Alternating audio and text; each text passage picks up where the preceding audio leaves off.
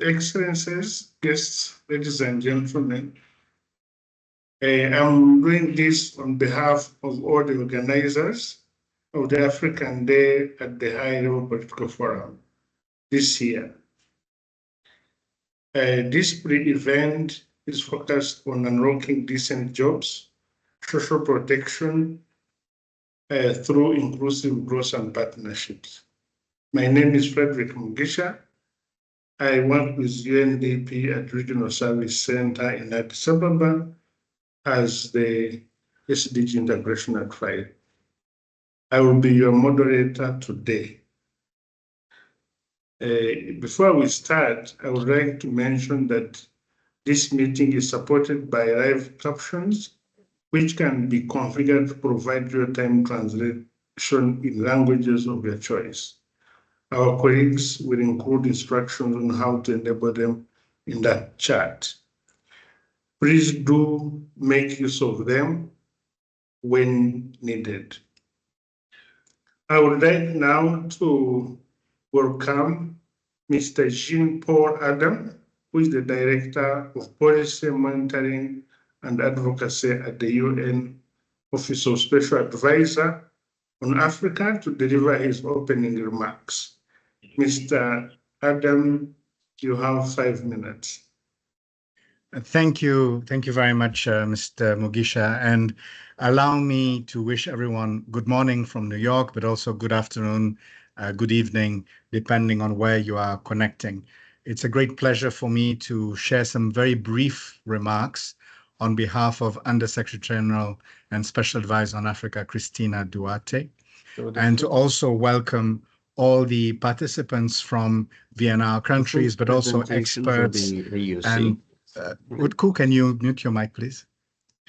To welcome everyone to this event, which is an opportunity for us to address the preparations for Africa Day at the High Level Political Forum, which are taking place on the 23rd of July in New York.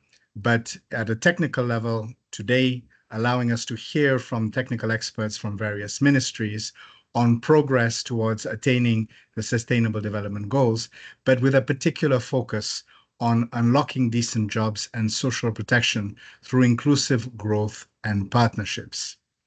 This implies a recognition of the particular obstacles that African countries face in terms of their economic transformation.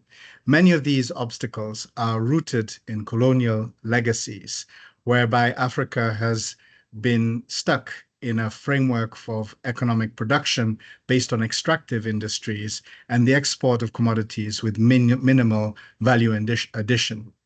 And therefore, the majority of jobs across the African continent remain informal and are insufficiently tapped into the opportunities for economic transformation across the continent, notably looking at sectors such as agriculture, which can be particularly transformative for the economy across the continent. A majority, over 60% of Africans are already engaged in the agricultural sector, although this tends to remain mostly at a subsistence level. Being able to tap into such sectors as agriculture and really developing food systems will be critical towards attaining the level of transformation that we are looking for. Dealing with these transitions also means investing in social protection, because social protection provides resilience against external shocks. We are painfully aware in the current environment of how these shocks can impact citizens in all countries.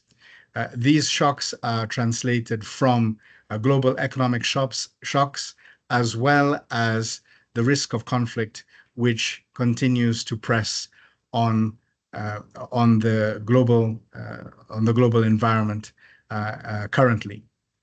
Being able to invest in social protection also involves ensuring that African countries have sufficient fiscal space to be able to deploy resources in a predictable manner. This means also strengthening the capacity of countries for domestic resource mobilization so that they're able to have control over their own economic and financial flows, and to be able to direct those flows towards those priority economic sectors and investing in sustainable development more broadly. In terms of the conceptual framework that we are looking at and that we hope to hear your views, and particularly in the context of individual African countries, is how access to sustainable financing is critical for investment in strong country systems, which are required to be able to deliver sustainable development at the level of the citizen. And this is, of course, a prerequisite to be able to deliver durable peace. This creates a circle, a virtuous circle in terms of investments, being able to mobilize resources from Africa's own resources to invest in sustainable development will deliver durable peace and also allow sustained control by African countries over their economic and financial flows. In the context of reporting on the SDGs and Agenda 2063, we very much look forward today to hear the progress of countries through their voluntary national review processes on how they are looking to harness the opportunities that exist, including around Africa's demographic dividend, including by investing in transformative sectors such as agriculture, including by investing in sustainable industrialization, which is predicated on being able, for example, to have universal access to energy and allowing for the sustainable industrialization of Africa's sectors. With those few reflections on how to achieve the types of investments that are truly transformative, we look forward to hearing from the various policymakers and delegations that are represented here with us today. We also look forward to the Africa Day discussion at the ministerial level to be convened on the 23rd of July. And we look forward from delegations to also receive your confirmations of ministers that may be in attendance in New York and heads of delegations to ensure appropriate representation. And before concluding, I would just like to once again express appreciation to all of the partners that have allowed us to bring this event together, including the African Union, particularly through the Permanent Mission here in New York, through the Economic Commission for Africa, our consistent partners, and also through UNDP, we are all working together to be able to support Africa's representation at the high-level political forum. Thank you so much, and back to you, Mr. Mugisha. Thank you very much, Adam. I cannot help but to remember what Museveni said at the African Regional Forum, that whenever we export raw materials, we export jobs, and our ability to provide social protection. So I'm glad that you are bringing the same idea. So we have two segments. The first is that we're going to hear a brief technical presentation from the organizers, and then we will have the rest of the meeting as an interactive discussion among the focal points, but as well as we are also privileged to have someone from the youth to bring the youth voices to this platform. Our first presenter is going to be Mrs. Madame Botho Kebabonye Bayende. I thought I knew how to pronounce it, but and so Madame Director of the Office of Strategic Planning and Delivery of the African Union, you have the floor for 7 minutes. Over to you.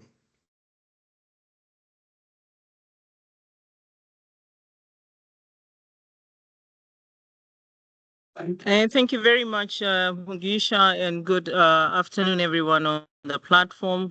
Speaking to you from Nairobi, Kenya, on another engagement.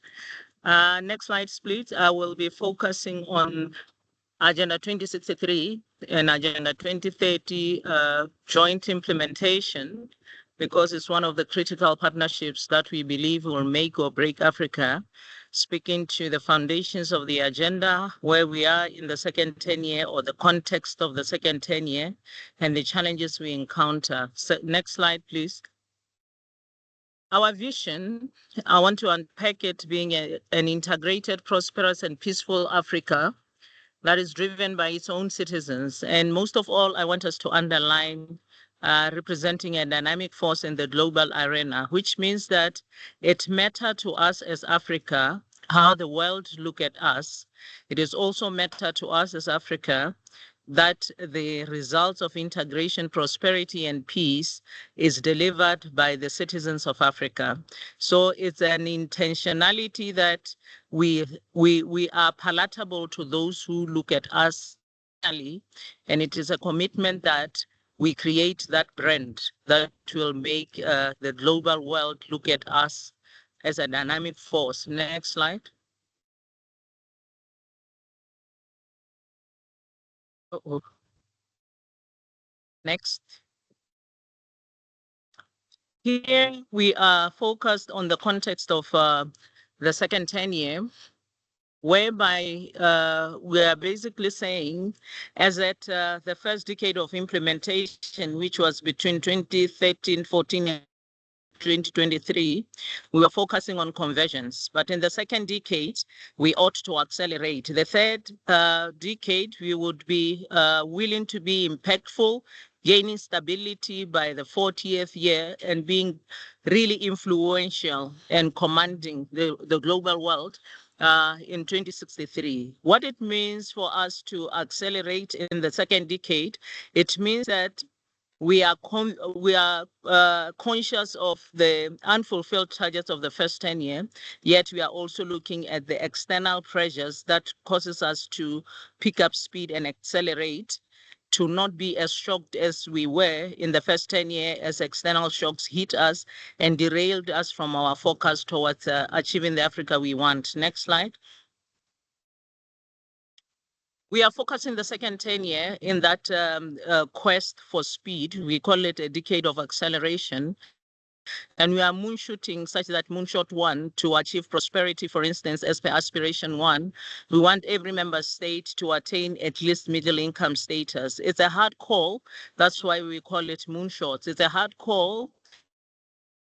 It's a deliberate call. It has to be clear what we want, but it's not easy. The other moonshot, for instance, that yield integration aligned to aspiration 2 is we need an integrated Africa, especially around the geopolitical landscape. This moonshot must perform. We need public institutions that are more responsive. And most of all, along what we had just talked about in the opening, by the opening speaker, for every member state to attain at least middle income status, we have deliberate interventions, industrialization, agricultural productivity, and so forth. So it's an intentional way of saying we speed up, we become more radical, and we are passionate about what we want to achieve across these 7 moonshots and aspirations. Next slide. Next slide.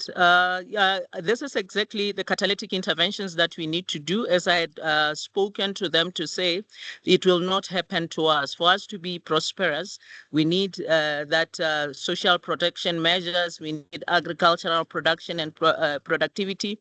Just to integrate that as per today's theme, it is already captured in the agenda that we need to be able to focus on social protection to create those jobs, industrialization, value creation. What are we doing to the raw materials? Are we exporting jobs and so forth? I'll speak to just one and go to the next. The presentation will be shared. These catalytic interventions, they cut across. In the aspect of partnerships, for instance, we want to say that enhanced data and statistics system will make the global world look at Africa in context and be very accurate in terms of what is happening that is measured, conscious of the context that we operate in. Next slide.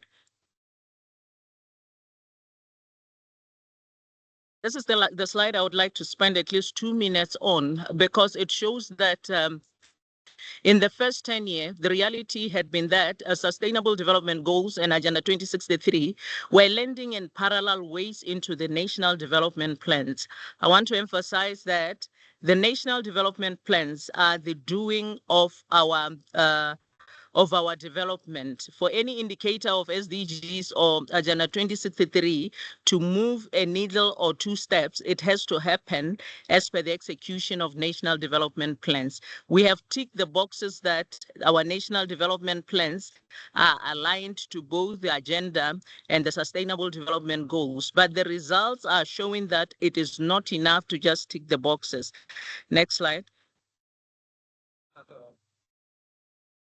The desired reality is that we jointly lend in member states, we jointly define the measurement indicators. This is another way of saying the SDGs are a global strategy, the Agenda 2063 is a continental strategy. For them to be overlapping in indicators, in emphasis, it is just the right thing. The only thing that we need to underline as we become more deliberate about results is that thus far, not even SDGs or Agenda 2063 are achieving over 20% in performance. So this means that we have to focus on what have we not been doing right. There's a perception, especially at our member states, that the SDGs and Agenda 2063 are overlapping. Therefore, there is a choice of whether we want to do with a Sustainable Development Goal report on them and not on Agenda 2063. But we want to put a picture that if you look at the global and the continental strategy, one can be deemed as a feeder to the other, such that if at SDG level, we want to be measuring, for instance, maternal mortality rate, it is relevant at continental level, but at national development level, one should focus on, for instance, a minute or a lead indicator such as the distance between where the health facilities are and the expectant mothers. If no one focused at that, it would be deceiving us in that. For instance, like a football match where somebody cares only about the scores. We know the minute indicators, the yellow cards in the game. We know the speed of players, the accurate shots. At every level, there is a relevant indicators that must be followed, and our member states must be conscious of this reality. Next slide. Here we are showing that, yes, we have ticked the box of alignment of SDGs and alignment to the Agenda 2063 in terms of the goals, in terms of the 7 aspirations, and also in terms of the moonshots that we've defined in the second 10 year. This is not enough. Member states must know that we expect them to go beyond national to sub-national levels with the relevant lead indicators that drives the realities and results that we want at both Agenda 2063 and Agenda 2030. Next slide. We are leveraging on the signed framework by the UN Secretary General and our former chairperson in 2018. And I want to be explicit that when this agreement was signed, the expectation from us in Addis Ababa is that we were both uptaking it at UN and at AU, such that we would be following the thematic areas. As we see, the results are not good at any level, be it at SDGs or at Agenda 2063. This coherent integration is necessary, and it is for us at technical level to safeguard it. Next slide. One of the key thematic areas was that we need to advocate and create awareness on the joint implementation of the 2 agendas in terms of reporting, in terms of integrated monitoring, and also Africa's global representation and voice, such that where there is geographic presence of UN offices, we expect them to uptake both messages for Agenda 2063 as well as for UN SDGs. Next slide.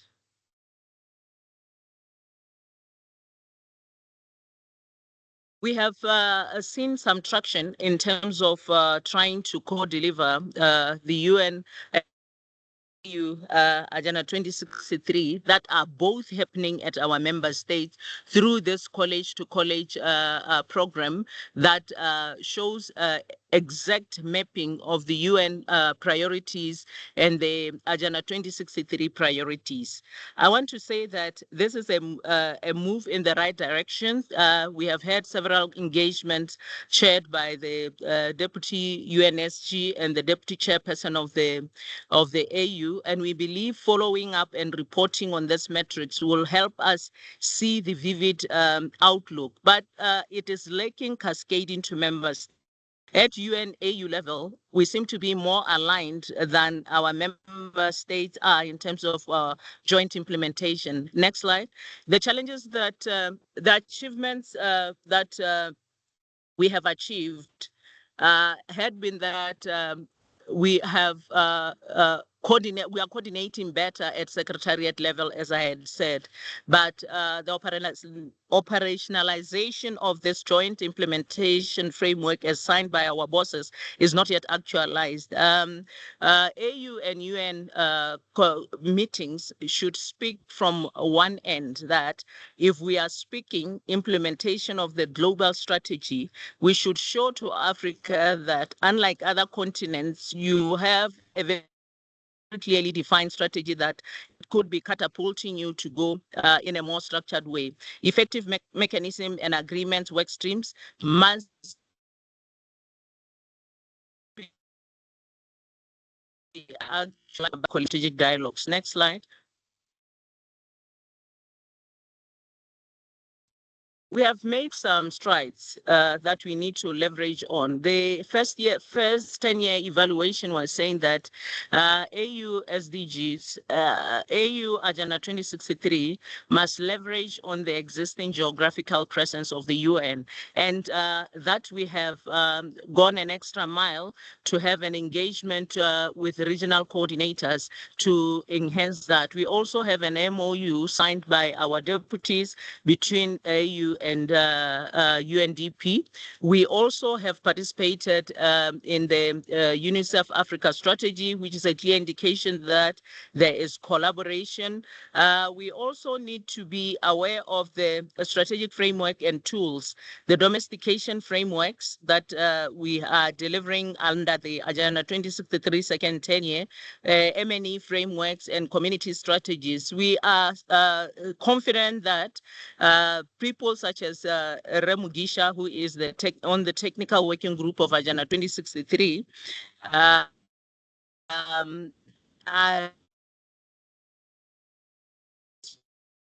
next slide. The challenges that we are having in the core implementation and delivery of the two agendas is the unbalanced reporting by member states, which is skewed towards the SDGs at the expense of Agenda 2063. For instance, as we would be listening to the VNRs, you would see that even in the Africa Sustainable Development Report, the intention by the two secretariats is very clear, but at member states, there's still that skewness that need to be dealt with. In our structure, also we are having at member state level parliamentary committees on SDGs. Some of them, they just add the clause in Agenda 2063, but if you look at the activities of Agenda 2063, there are almost none. So there's also an indication of where your heart is where your resources go. We see timely payment of subscriptions and financial expectations at UN level, and at AU level, we have saturation of payments towards important meetings. Next slide. Thank you very much. I've spoken to the balances due to the interest of time. I would have loved to unpack how, for instance, the CADEP strategy would speak to exactly the issue of bringing jobs home, the aspect of mining and value addition, how we are intending to bring the jobs home to create the social protection at our vulnerable stage, like Mugisha has indicated. Allow me to end here. Thank you very much. Thank you very much, Madam Boto. Let me just say one more thing on this, that I think many of the development plans have mentioned Agenda 2063 and the SDGs. I think the point is to go beyond mention to something else. Thank you very much. Now we have Banke, who is the Chief of Section Development Planning, Macroeconomics and Governance Division at the UNECA. You have the floor. If you can do it within the 7 minutes, I would really appreciate. Thank you. Thank you so much, moderator. Good afternoon, everyone. It's good to be here. As Frederick has mentioned, I work within the Economic Commission for Africa. I will be talking about accelerating the achievement of SDG 8 and related Agenda 2063 goals for decent work and economic growth. What I'll be presenting is part of a larger study that looks at the 5 SDGs under consideration this year, so 3, 5, 8, 14, and 17. But I would focus particularly, given the theme of this virtual meeting, on SDG 8. What are some of the statistics that we're seeing, and what are some recommendations that we might have? So in terms of how Africa is doing, in terms of our real GDP, we are projected to grow from about 2.9% in 2024 to 3.8% in 2025. In fact, the continent is expected to have 12 of the top 20 fastest growing economies in 2025. But when we look at GDP growth rate per capita, we see a slightly different story, whereby compared to the global average of 1.7, Africa was growing at 0.1 from 2015 to 2023. And we see variations between the different regions, with East, North, and West Africa growing faster than the other regions, East Africa being the fastest growth. Economic productivity, when you look at labor force productivity, it measures how much economic output is produced for every unit of labor. So for every individual, what is our labor productivity? And we find that it's lower than across the world. And so you find that we have an estimated 2.89% in 2024 globally. But in Africa, we had about 3.86% in 2023.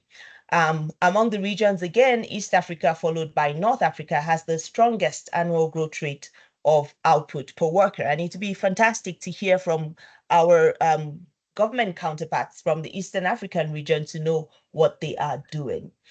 One of the areas I will touch on in the time that I have is, the interlinkages between economic growth, employment, and climate change. We've heard a lot about how climate change is affecting the continent, but to say that it is also significantly affecting economic growth and employment. And so if we consider a +1% centigrade increase in global temperatures, we find that Africa GDP would not recover after 10 years, and cumulative losses could reach about 7.8% after 6 years. If we focus on the North African region, for example, you see even greater loss, reaching up to 10% after just 5 years. If you look at a sectoral employment breakdown by vulnerability, we find that some sectors are more affected by climate impact than others. And so sectors such as those with regards to the production and distribution of electricity, of gas, of water, or agriculture, forestry and fishing, construction, they have really high impact. And if you look at, for example, agricultural employment response to just a 1 millimeter shock to precipitation, using the case of North Africa, we find significant and lasting effects, with a high cumulative effect of about 0.2% decrease in employment after just 4 years. Another area that I would like to highlight is the area of informal employment, and it remains predominant in Africa. In 2024, you had about 83% of workers in Africa in the informal employment, which is significantly higher than the global average of about 58%. Now, informality is more common among women, unlike the global trend where men are more in the informal sector than women. And regional disparities exist, with East, Central, and West Africa having the highest rates. Unemployment is low in Africa compared to the global averages, but it still remains a concern, particularly when you look deeper at women and youth who face unequal job access. Also of note is that employment rate for people with disabilities is about 39% compared to 56% without, based on 2021 figures.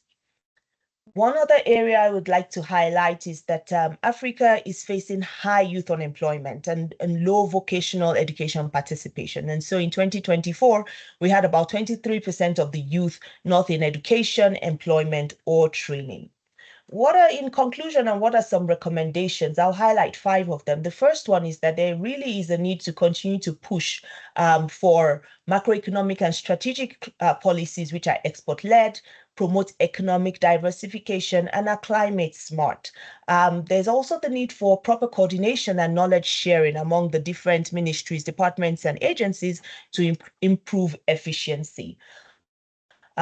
There's a push to promote strong business environment by including through encouraging formalization, enabling capacity building, access to technology, establishing hubs to spur innovation, making sure we have quality youth engagement in the labor market, improving labor laws and standards, and promoting workforce participation through inclusive care policies, and definitely tapping into digital technology.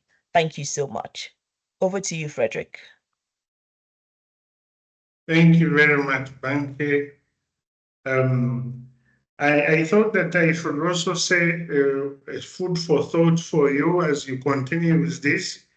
Jobs is a priority across the continent, but surprise, surprise, I'm not aware of many countries that actually know how many jobs were created last month. And so it is something that maybe we may have to think about as we continue with this conversation on jobs. But thank you very much. Now it is Mr. Isiaka's turn. He's a team leader for inclusive growth and extractives at UNDP Regional Service Center in Addis Ababa. Isiaka, you have the floor. Thank you. Thank you, Mugisha, and thank you, colleagues, and good morning or good afternoon, everyone. So next slide, please. My presentation is structured as follows.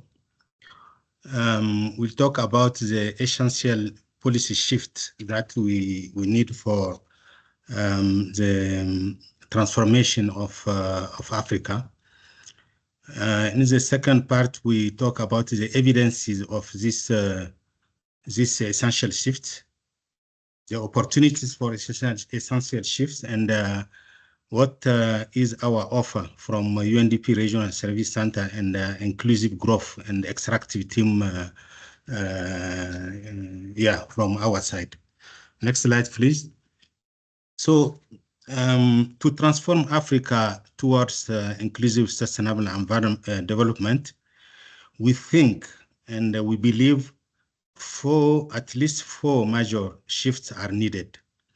The first is from siloed to integrated pursuit.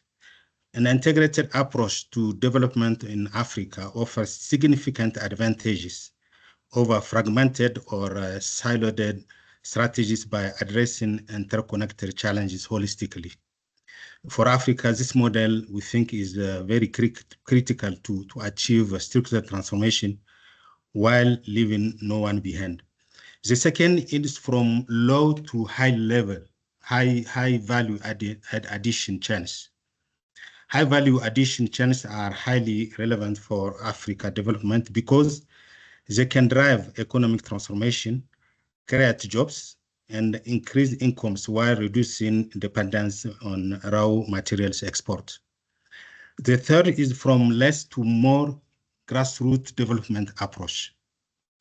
We have noticed that the pace of poverty reduction is slow compared with economic growth.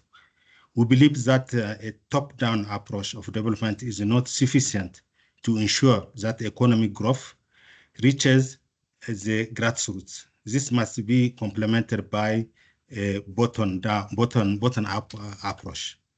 The last shift is from limited to widespread use of data, knowledge, and intelligence. Africa's statistical systems have improved with initiatives such as the strategy for harmonization of statistics in Africa and the action plan for modernization of statistics in Africa. Some countries such as Rwanda, Kenya, and South Africa have strong statistical institutes.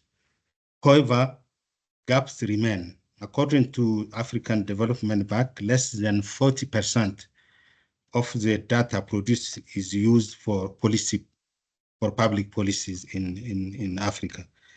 Governments sometimes favor approaches that are not evidence-based in many cases. Next slide, please. So, which are now the evidences for essential shifts?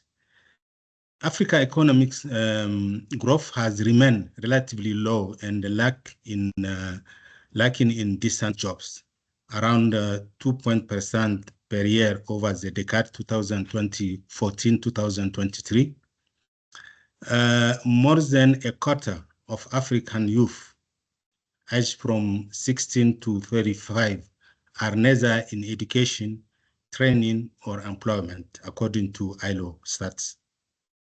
So as you can see, the situation is even more critical among women. So more than half of African workers are in vulnerable jobs also.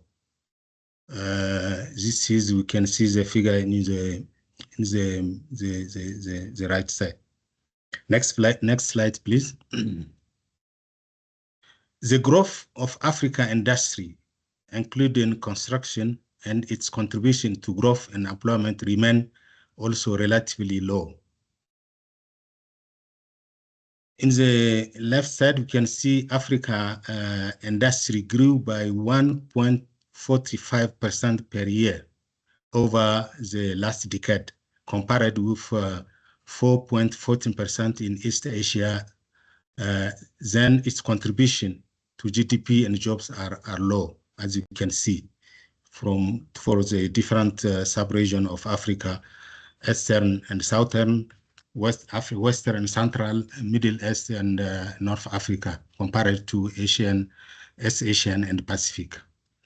And the intensities of African industry in overall employment and family employment are also low, as you can see, compared to the average level of all sectors, with materialized by the green horizontal law. So we can see the situation is a different region in Africa. Next slide, please.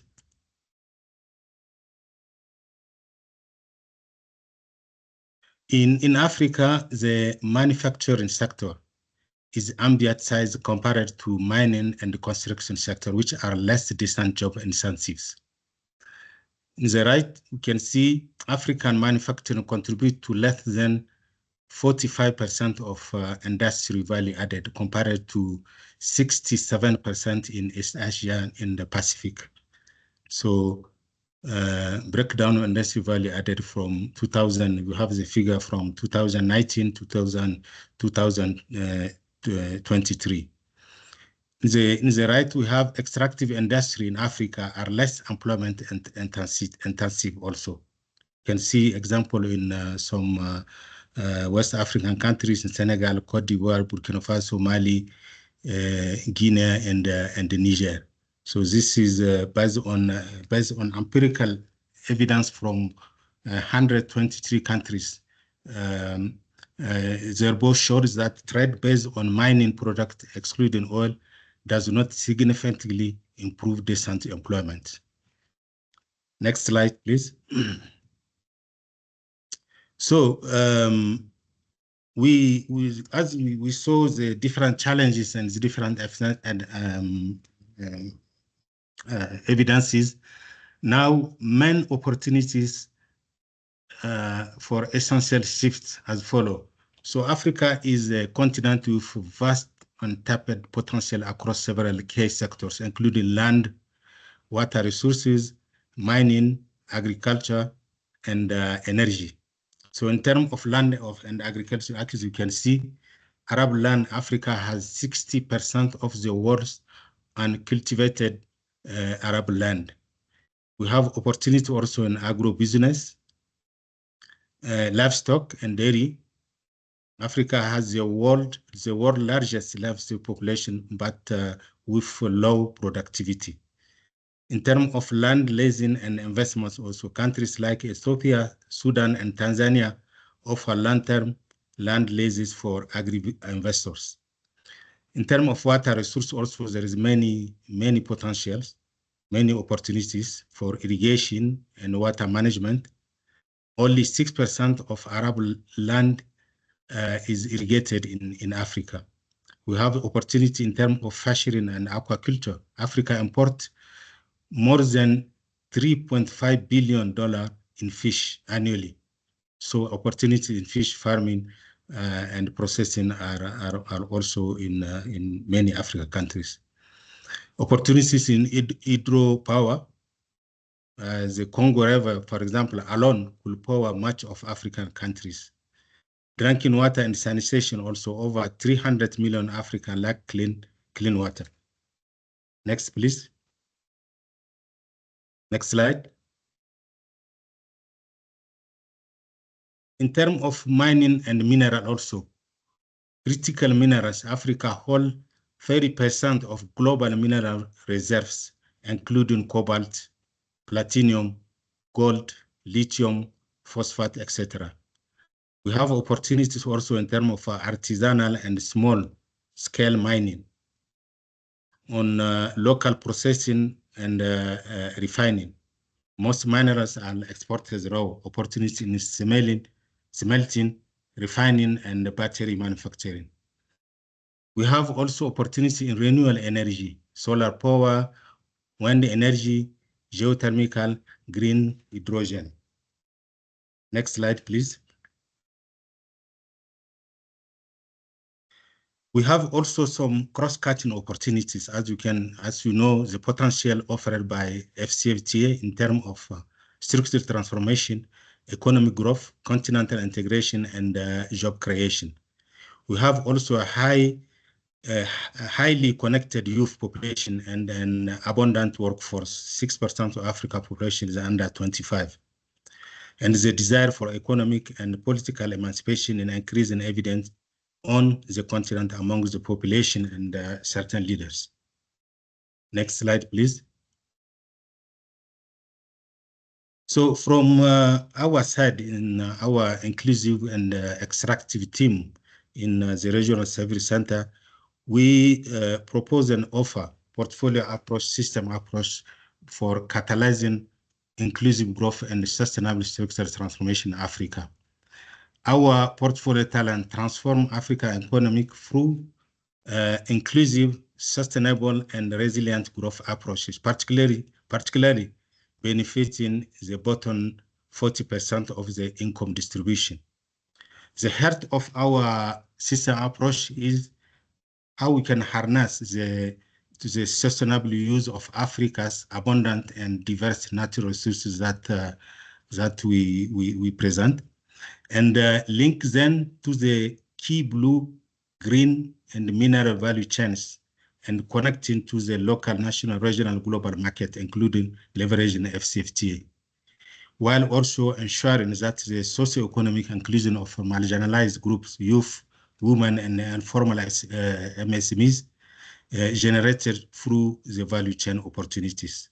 So our system change proposition by 2030, Africa will achieve a system shift toward inclusive and sustainable structural transformation enabled by integrated policies, diversified natural resource value chain, and regional integration and digital innovation. So this will be through our policy support to the all Africa countries that we are supporting from in our team through around 10 areas that we are covering. So this is what I would like to present for you. And next slide, I thank you. Thank you very much, Siaka, for the presentation. I will also say, like I have said for other presenters, I have a food for thought for you. How does integrated pursuit of job creation look like?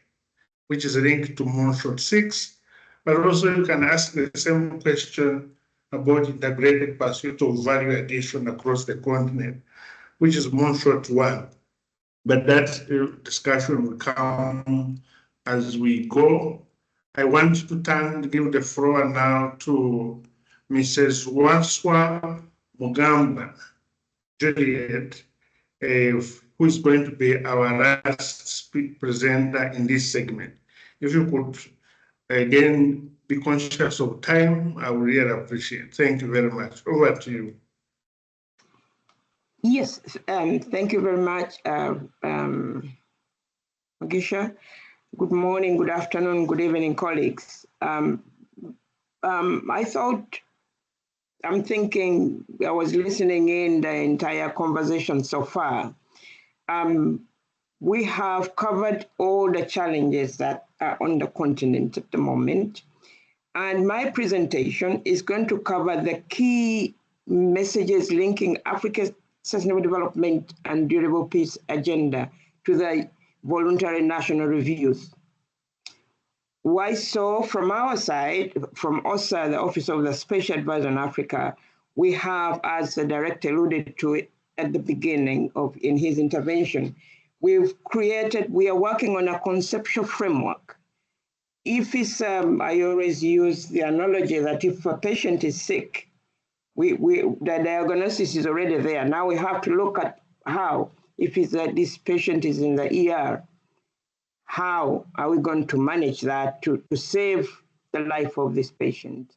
Although Africa is not in the ER, but we're almost more or less in that space at the moment. So I will cover a few slides. If you could, Damon, move to the next one.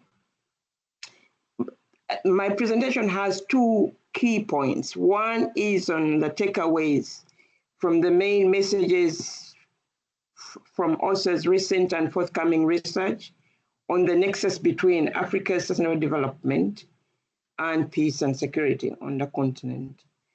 The second key point will be highlighting challenges and opportunities from the vantage point of the 2025 African VNR countries. These are aggregated using the generative AI models and visualization. Why so? We are moving with the trend that now moving forward, we all have to embed in our system how we package the information and how we share it and how we can, that will facilitate also to come up with solutions on real time. Next slide, please. So if I may just briefly speak on the conceptual framework, we are looking at a system that is feeding into each other, where delivering durable peace requires sustainable development, which is dependent on the control of economic and financial flows. In turn, this requires a strong and effective states and institutions empowered to deliver domestic resource mobilization. These interlinkages between these processes, as per the conceptual framework, are described as a way to emphasize on strengthening the country systems and regional frameworks for sustainable development financing. And the diagnosis we have come up with shows that there is low domestic resource mobilization. We see the declining ODA, as well as the low engagement of the private sector on the continent. Next slide, please. Given that other presentation have touched a lot on this issue, I will skip this slide and go to the next one, please. slide 5, where from the research we've done and we are continuing to do at the moment, we are saying that there is a need for strong institutions and country systems that must be at the core of Africa's development. And there, the research is showing that in the center, those are the strong country systems that are required, but the enablers include the sound economic governance, digitalization of the tax administration, as well as efficient public spending. Thus, that will lead to effective domestic resource mobilization and lead up to the implementation of the SDGs, as well as the priorities articulated in Agenda 2063. Next slide, please. To be able to implement and reach the desire that the continent is looking for, the research has identified that sustainable development is a prerequisite condition for peace and stability. And the key root cause that the research has revealed so far is a fractured social contract and absence of state is the main driver on the challenges on the continent, as well as the impediment to achieve sustainable development, inclusive sustainable development. There are key pointers that the research has identified. According to the Mo Ibrahim, governance on the continent is backsliding.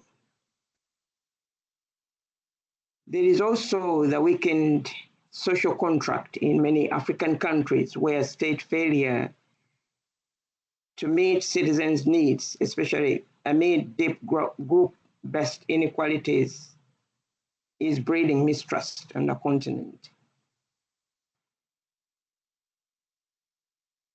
Also, there is a troubling cyclical pattern that is taking place now on the continent, where absence of the state fuels resentment of the state, which then provides fertile ground for the replacement of the state. Next slide, please.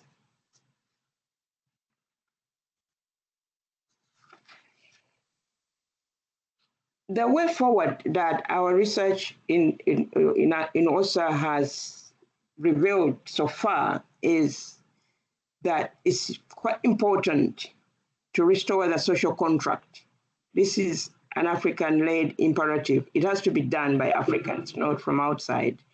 They are the key points, the key highlights I have for you today is that there is no external fix.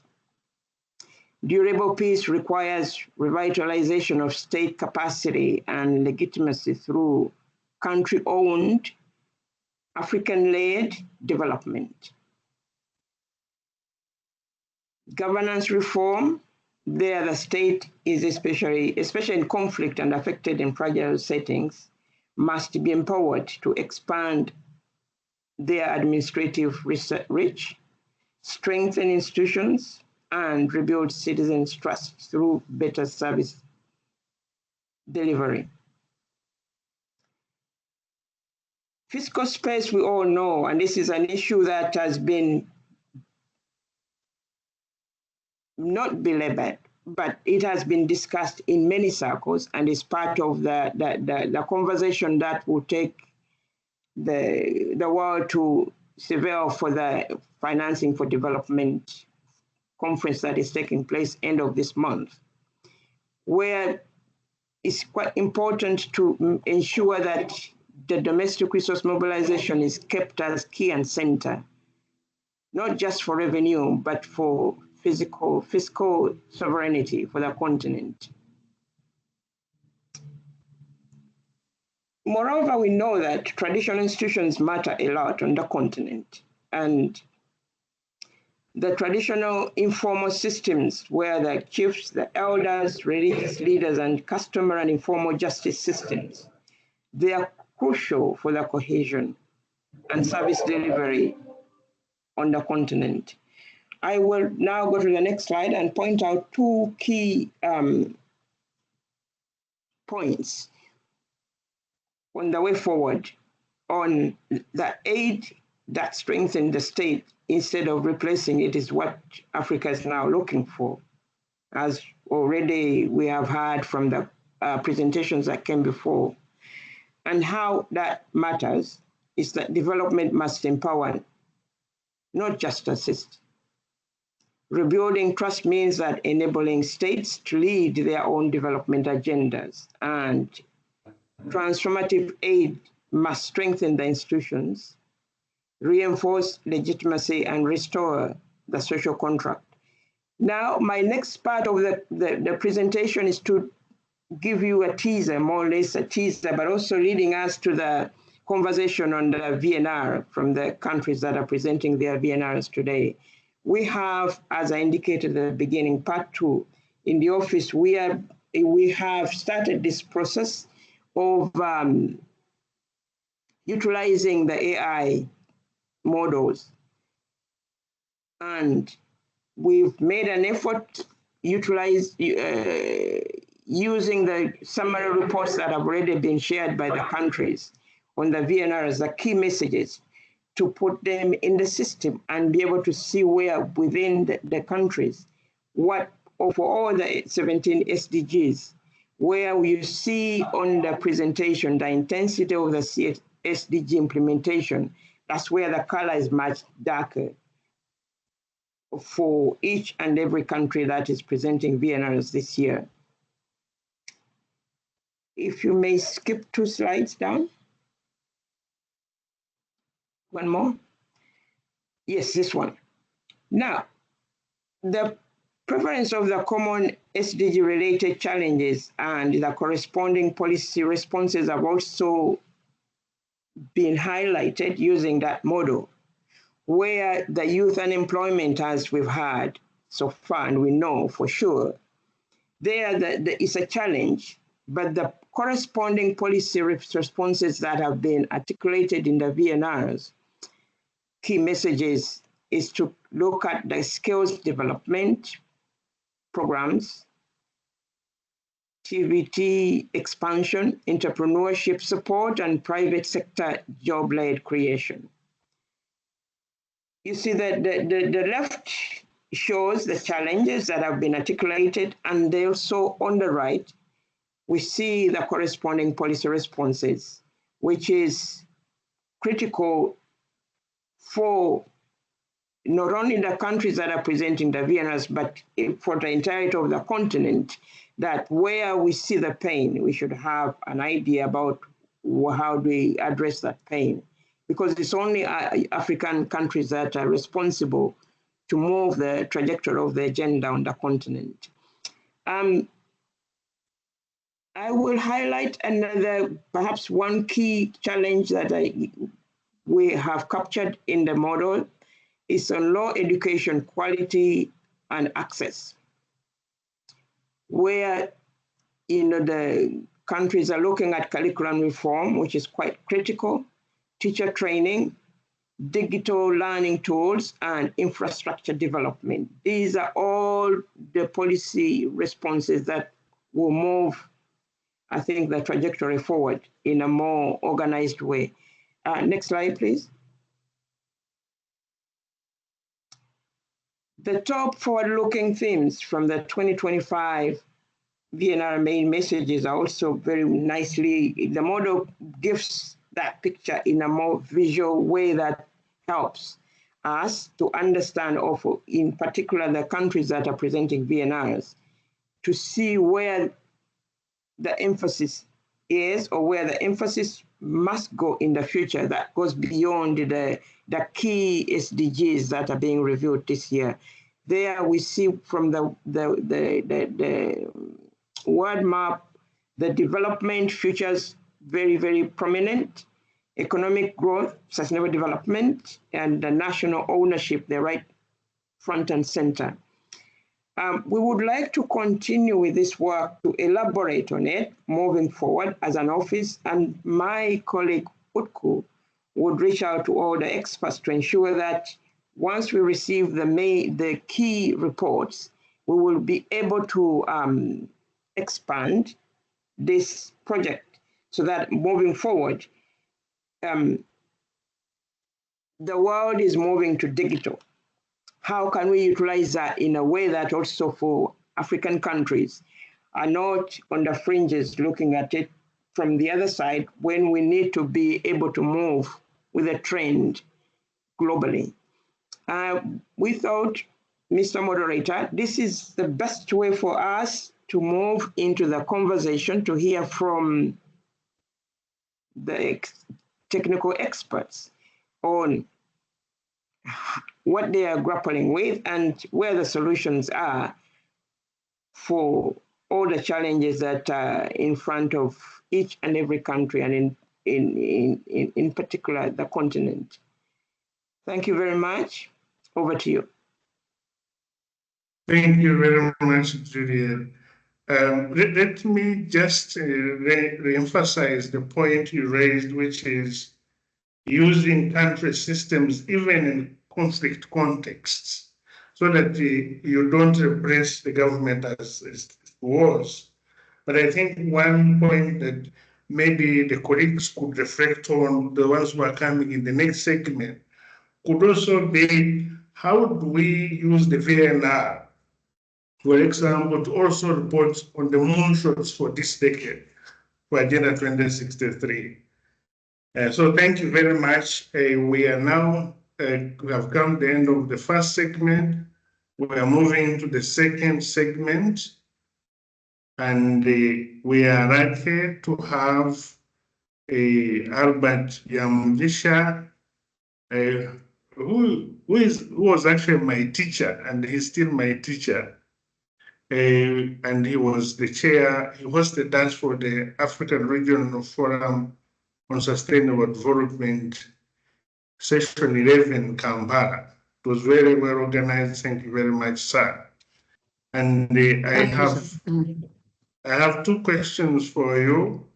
One is, you could share with us the key outcomes from the forum, the African Regional Forum for Sustainable Development, and you could also share a little bit around the thoughts on the VNR and the VLR reports that are being presented at the high-level political forum, so that we could see where we could benefit more, in addition, of course, to what Juliet had shared earlier and others.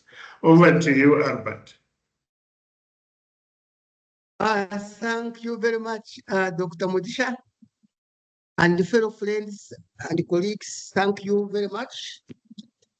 I have the talking points. I have shared them with Mauna, but still then I can go ahead to quickly, first of all, appreciate and thank the moderator, you, and the organizers for this virtual technical meeting in preparation for the Africa Day side event.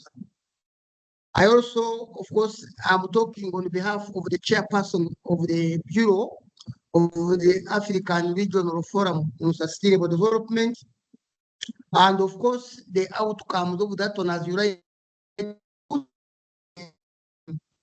into the Africa at the high level political forum. Kampala, of course, hosted the 11th African Regional Forum between 6th and 11th. It was very, very successful. And quickly, the outcomes were some of them which I've picked. Number one, the forum concluded, of course, with the Kampala Declaration, reaffirming Africa's unified commitment, accelerate SDG and Agenda 2063 implementation. The other one is strong political support for value addition, particularly in minerals and agriculture, and a regional shift away from raw exports. Another outcome was the endorsement of the African Continental Free Trade Area as a strategic vehicle for economic integration, employment, and industrial transformation. And another outcome is the advancement of science, technology, and innovation as a foundation for inclusive evidence-based development.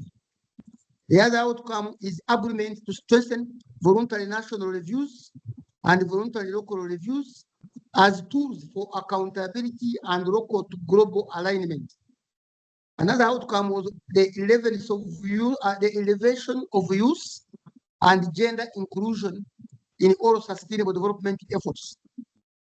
There was also an emphasis on domestic resource mobilization, fiscal reforms, and the digitalization of tax systems. There was also a commitment to climate smart infrastructure and green transition strategies. There was also scaling of homegrown solutions and local innovations across the continent. And final outcomes of the establishment of a monitorable follow-up framework to track implementation of the Kampala Declaration.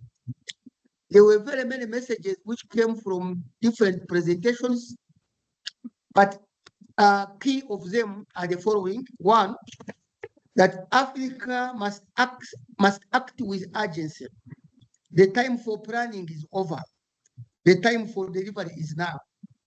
The other key message was transformative growth requires a shift toward value addition, industrialization, and STEM-based education.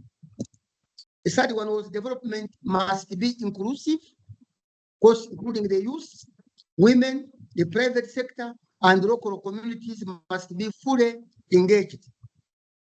Another message which was key was that Africa's development must be self-financed through strengthened domestic systems and smart partnerships. Another stronger message was stronger institutions and real-time data are essential for transparency, monitoring, and policy reform. Then the other one was that Africa must speak with one voice at global platforms, including the 2025 High-Level Political Forum and the Summit of the Future. And finally, the key messages was that the Kampala Declaration is a broad blueprint. Implementation must be driven by collective responsibility and innovations. Possibly to share with for the voluntary national reviews and voluntary local review processes. As you may wish to know, that Uganda has done 3 voluntary national reviews and 40 voluntary local reviews. So we have a wide experience because of what we have done. So what is it that possibly the country is doing the VNR now can learn from us? The first one is institutionalize coordination mechanisms, and successful VNRs require high-level leadership and interministerial coordination. First, you need high-level leadership, without which you cannot succeed. So that's important. The second one is integrating the voluntary national reviews with the national development plans to ensure ownership and policy coherence. So once that one is done, definitely you can't go wrong. And the third lesson and best practices to localize through the voluntary local reviews to improve community engagement and data collection at the local level.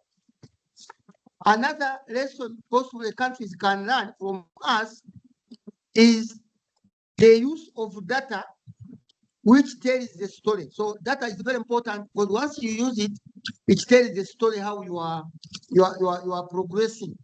So combine administrative and household survey data to show progress and gaps. Then another one, which we noted, was engaging non-state actors, involve civil society, youth, private sector, and academia for legitimacy and depth. Then the countries must ensure continuity and follow-ups after the VNRs. So therefore, they need to establish national SDG platforms or observatories to maintain momentum. For the case of Uganda, we have an SDG secretariat, which I head, which is a hub, it's a convergence center for SDGs in the whole country. So it's very important that once there is that platform, then it becomes okay. Then the other one is to communicate the results widely, use briefs, videos, and infographics for public engagement, and then leverage peer learning, adopt successful models from other African countries, as the previous speaker said, where they combined all the presentations and received out the ones which did very well and so forth. So that is very, very important. Then another one is building capacity of local governments to strengthen SDG monitoring and planning. And lastly, the lesson, we must embed financing strategies in the national budgets and public investment frameworks. So we thank you so much. And of course, Uganda's leadership priorities, as the chair, there are 4 priorities which we are going to advance this year when we are chair of the Bureau. The first one is advancing integrated planning across the SDGs and the Agenda 2063. The other one is championing resource mobilization, especially for climate action and youth employment. Another priority we are going to have this year, as the fourth and the third one, is strengthening regional and international partnerships, including through African free continental trade. And then the last key priority is supporting peer learning by promoting the adoption of best practices as identified in the 11th African Regional Forum on Sustainable Development. So, Mr. Moderator, those are some of the key outcomes, messages, and best practices and lessons possible I can share with you and other African countries. Thank you very much for listening to me. Thank you very much, Armand. Very happy.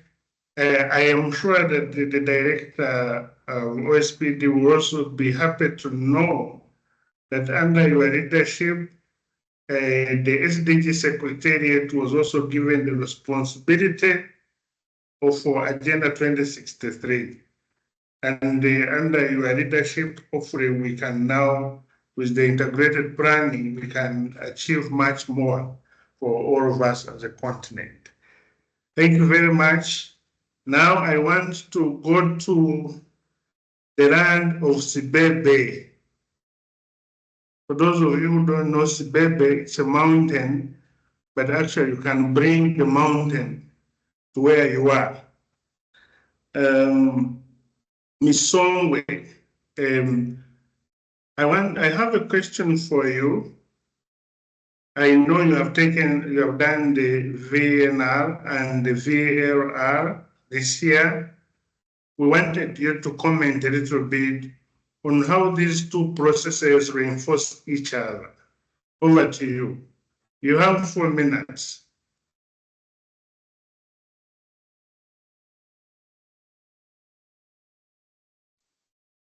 Thank you very much, Dr. Mugisha. Before I begin, may I check if we are able to see my slides? Yes, put it in view mode, I think, then presentation mode. Right. Just a minute. I'm just trying to see whether it can be within the time. I will appreciate. Thank you. Over to you. Thank you again, Dr. Mugisha. My name is Nonhlanhla Shongwe. I'm from the Kingdom of Eswatini, and I'm going to be sharing with you how we have reinforced the VNR and VLR processes in Eswatini. As you are aware, Eswatini is one of the member states that is actively engaged in following up progress and reporting under both agendas, Agenda 2030 and Agenda 2063. For the Agenda 2030, we have prepared 2 reports which were submitted at the UN HLPF in 2019 and 2022. And these reports basically show progress or where we stand as a country in terms of implementation of the SDGs. The 2 VNRs that we prepared, we were highlighting successes, challenges, lessons learned, and our future plans, as well as areas where we need support.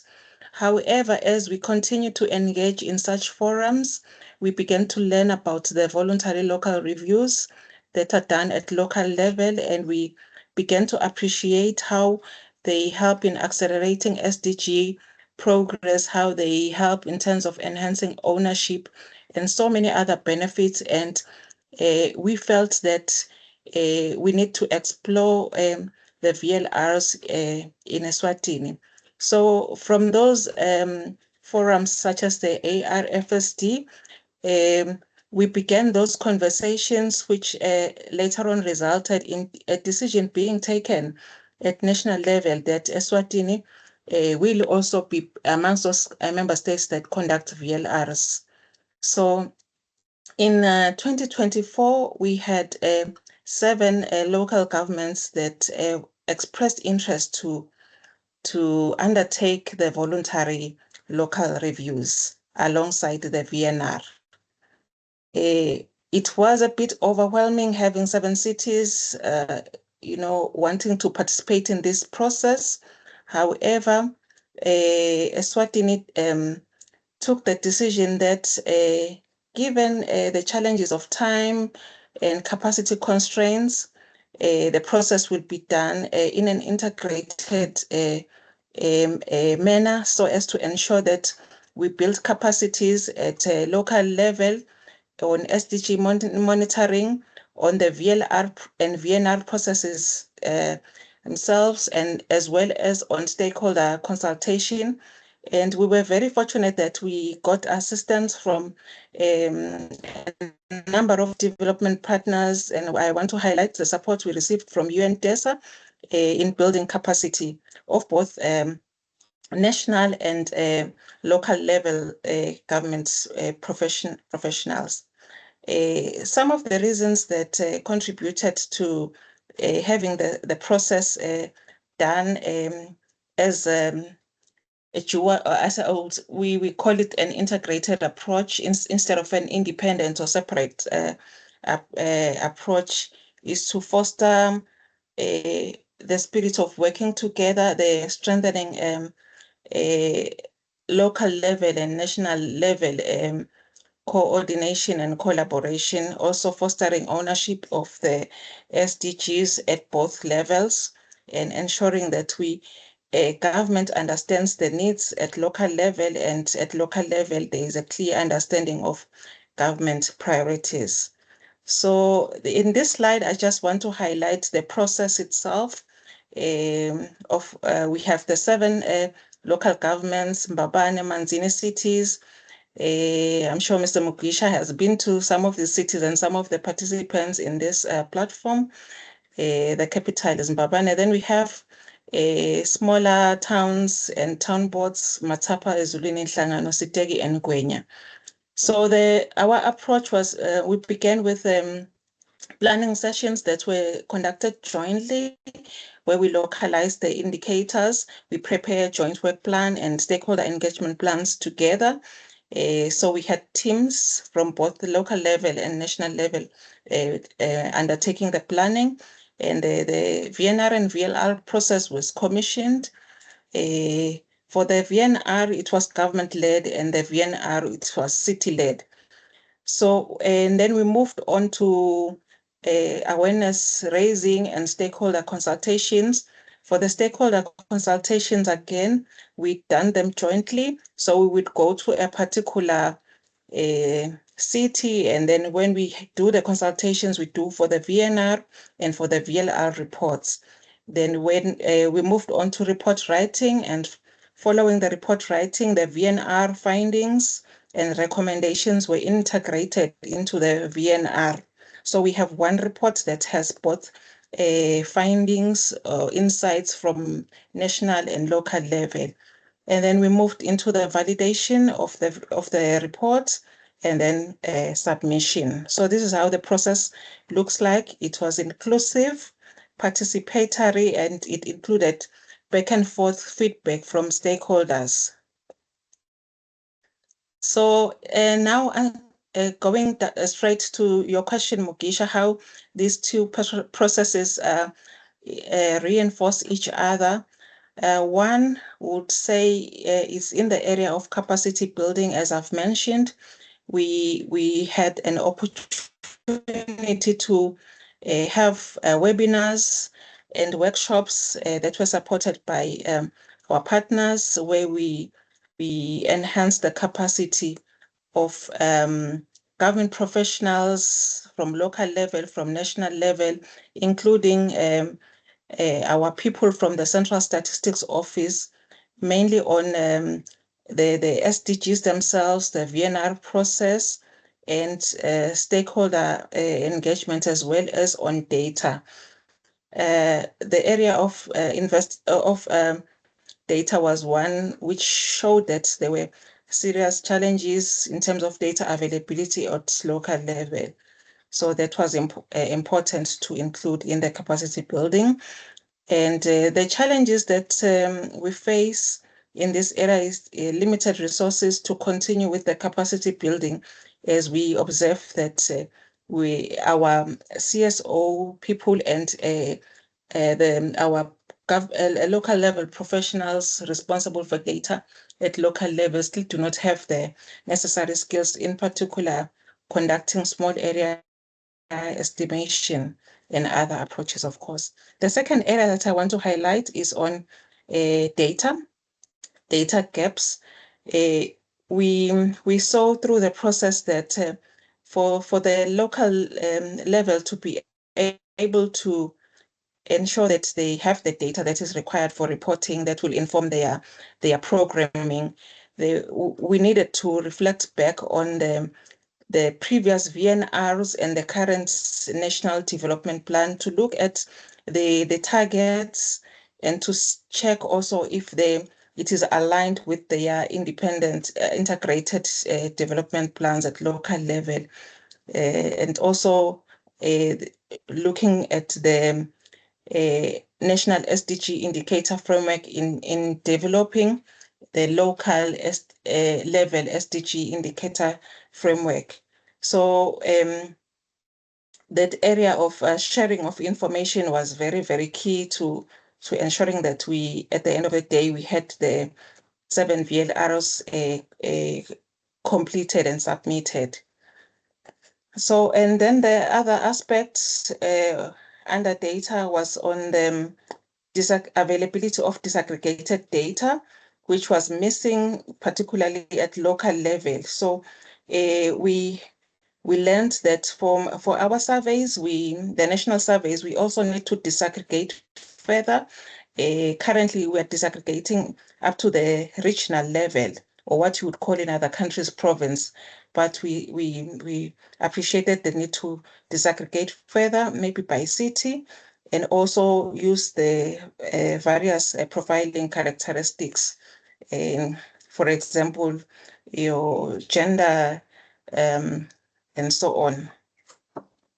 For the in terms of the challenges, now the challenges under data was ensuring that data is available and we have the resources for collecting the data at local level.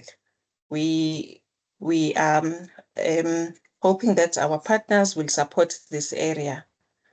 In this slide is just an illustration of the local level SDG indicator framework that was developed based on the national indicator framework. As you can see, in the first column, we have the targets, second column, we have the national level indicator, and then based on these, we were able to now develop the local government level indicators, and then we would then populate the data that is required to inform the reports. Then the last area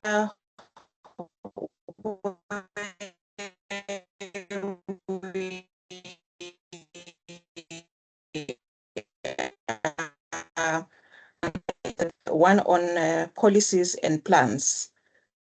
Again, here we reflected back on the national plans and the local level plans, and we tried to check for alignment and we appreciated the need to ensure that when we develop our local level plans, we consider the commitments at regional level, we consider the commitments at global level. Also, through this process, the various local governments had an opportunity to share experiences and to learn from each other. So we felt that even when it comes to policies, we will move up to we will move up to a position where we have a harmony in terms of we are in the same direction in terms of our plans at local level. We are moving towards achieving the common goals that are outlined in our national vision. So we expect that the findings from the VNRs will inform policy. Then we have the area also of stakeholder engagement and ownership. As I highlighted earlier, we had joint consultation workshops. So again, in this area, we observe that bringing stakeholders from local level and national level allows that sharing of information, allows for understanding of the challenges, understanding of what needs to be scaled up in terms of best practices, and allows even the national government to reach the stakeholders that are most difficult to reach, particularly those at grassroots level. So it makes the whole process inclusive. As I conclude, I want to highlight just 4 lessons that we learned. We learned that integrating the VNR and VLR processes can be very instrumental in improving the availability of disaggregated data, particularly at local level. It can also be instrumental in facilitating deeper and broader stakeholder engagement, strengthening capacities of national and local governments, as well as enhancing policy coherence between national and local governments. And I should mention that the last aspect of ensuring improvement in terms of our policy coherence, or if you may want to call it vertical and horizontal integration, is an area that we really need to improve on in Eswatini. With that, I would like to thank you, moderator, and for inviting Eswatini to participate in this forum. And Dr. Mugisha, we hope you will soon be coming to visit Sibebe when you find time. Thank you. Yes, with the work that you are doing at the local level, you can count on me. I will be coming. Thank you very much. I'm very happy that the work that you did, especially at the local level. I think we have to begin to think about telling the local story as part of the country story and the continent story. And that is when we can be able to say, yes, we have the moonshots in our side. Thank you very much. I want to move to the land of Akwaba, patience. I have a small question for you, patience. And the question is, we want you to help us, to give us some lessons that you had in the past VNR, and how that experience has been incorporated into this. But also, if you have any one concrete example, you can limit it to one that other African countries can learn from, that would be appreciated. If you can, again, do it within 4 minutes, I would really appreciate it. Over to you, patience. Thank you very much, Mugisha. And Dana is actually grateful to be part of this meeting. I think in the interest of time, I'll put up my video. I wanted participants to see patience. All right, so moving to the question, So when we adopted the SDGs and that's of the Agenda 2063, I think we did it in line with the issue of, pushing ourselves as a country to strengthen the country with regards to whatever goals or objectives that we have set for ourselves. I'm saying this because the adoption of it, we realize the compliance level was more than 60%, which was the first plan we had as at 2016. And moving forward, we've ensured with the support of the IPRT2 and with AU and AUDA NEPAD to support us with alignment. So when it comes to those processes, that is done. But I'm saying that we keep pushing ourselves, knowing very well that whatever is contained in the SDGs and that's of Agenda 2023 is also the aspiration that the country is seeking and looking forward to implementing to ensure the betterment of our nation. So what we have done, maybe as some of the stories that we've been telling, has to do with the providing an architectural framework for coordinating and implementing the SDGs and that of Agenda 2023. That is something that has helped us. Moving on, we've been able to provide some reports for both agendas. I know we are also going futuristic, which is we are going into the space of reporting the two agendas as one. But I think what actually stands out to us has to do now with results. We are more, focused on the results. We have about 5 years to enter a 2030 agenda. Yes, we may have some years to end that of Agenda 2023, but we are concerned about the pace of work. So with regards to the pace of work, I think after our second VNR of 2022, moving to 2023, we also align to the UN call for accelerating the pace for the implementation of the SDG. And when we came back home from the SDG summit, what we did had to do with how do we prioritize, looking at a few years to go, how do we prioritize the SDGs to ensure that whatever we pick will be able to speak to a number of the targets going forward. So we developed that SDG is a commitment, more of a technical report, to recalibrate the thinking and implementation processes for the SDGs. When we talk about SDGs, yes, we ensure that every alignment for Agenda 2023 is also done. So for us, one of the lessons that we have imprinted in the third VNR has to do with the 5 priority targets. And when we look at the 5 priority targets, 16.6, at least for Moonshot 3, is aligned to a strong institution.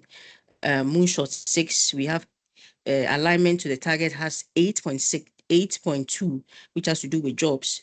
4.1 education, 6.2 sanitation. Then the last one, which I'm sure it may be a wheel to support the implementation, has to do with 7.3, which is energy efficiency. So one of the lessons has to do with the prioritization of our implementation going forward. Where can we put in the little monies that we have so that we can really ensure that by 2033 and 2030, we may have made some strides when it comes to the both agendas. So that is one thing I can share. The others have to do with, of course, there's been some mixed results. I'm happy with the focus on our discussion we started with the goal 8. It's very, very critical. The country is also facing, when it comes to issue of the youth, employment issues. Though we have seen some kind of decline a little bit, it's still a concern because they are the highest cohorts that have this unemployment issue. The other one too has to do with those who are not in education, not in employment, not in any training. We have seen some kind of marginal increase between 2022 and that of 2023. So this concerns, and then the large informal sector. So all these concerns, I mean, going forward, we are looking forward to prioritization of our intervention, looking at these priority targets that we have chosen for ourselves. So we provided the status where we are in the VNR, and I believe going forward, as part of our recommendation, we are going to do more with that particular focus. The other bits that we can learn from has to do with, when we talk about leave no one behind, we need to understand which people are left behind, which location is left behind, how far or how near have we neglected these cohorts. So that kind of analysis has been on the agenda for a long time for our country. And I believe we initially were touching on scratching it a bit, thinking through how we can address them, analyzing who they are and how we can address them, looking at our social protection interventions and so on and so forth. But the voluntary local review, which has also come into place for this country, has also helped us, where we provide opportunity for the local level to also tell their story as it is. So that is actually helping us when it comes to the disaggregation of data. So beyond national information that is provided, the voluntary local review, which also in our VNR for this year made its place in, it's also giving us some kind of scope in terms of what the issue exactly are and how we can diagnose this properly and provide the necessary kind of solution to it. So the VLR is also something that is in place. I think the last two ones has to do with financing.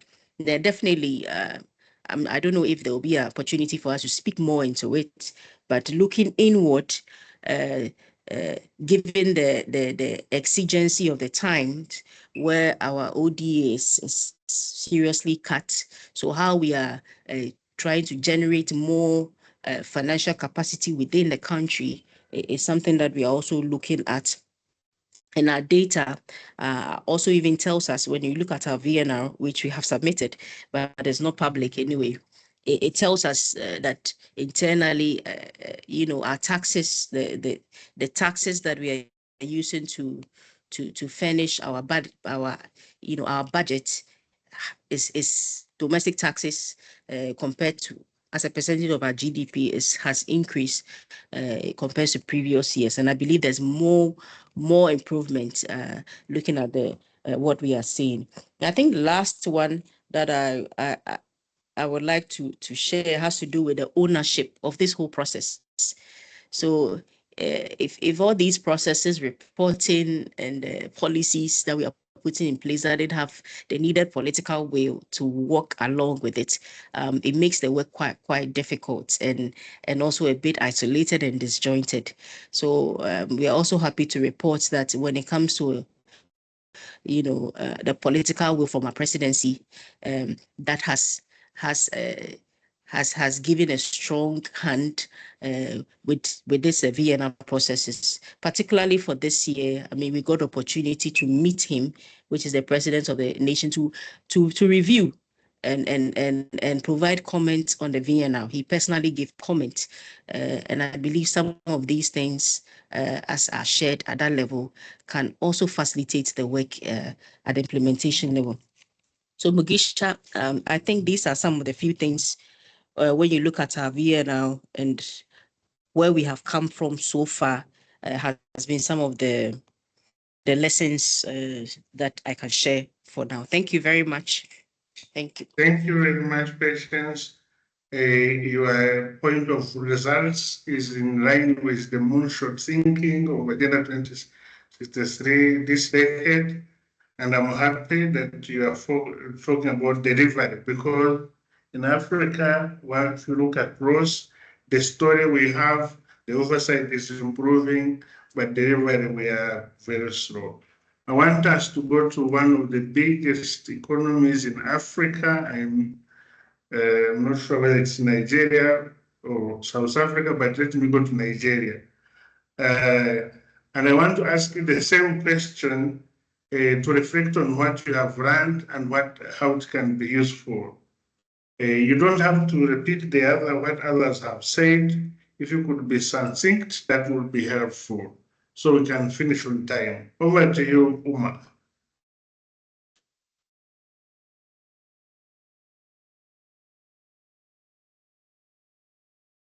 Thank you very much for the opportunity given me to take us through the processes of the Nigerian Voluntary National Review. Are you hearing me? Please go ahead. All right, so I'm going to take 3 minutes to make presentation and perhaps maybe 3 more minutes or 4 minutes to answer the question. And I'm trying to share the screen here. It's not even coming up. Okay. All right, so the presentation is an overview of Nigeria's third voluntary national review process. And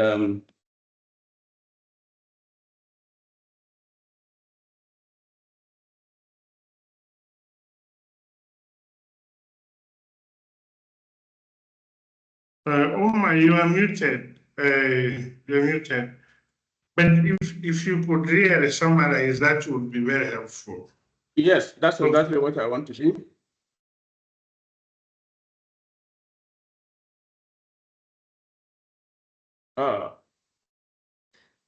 This is serious, man.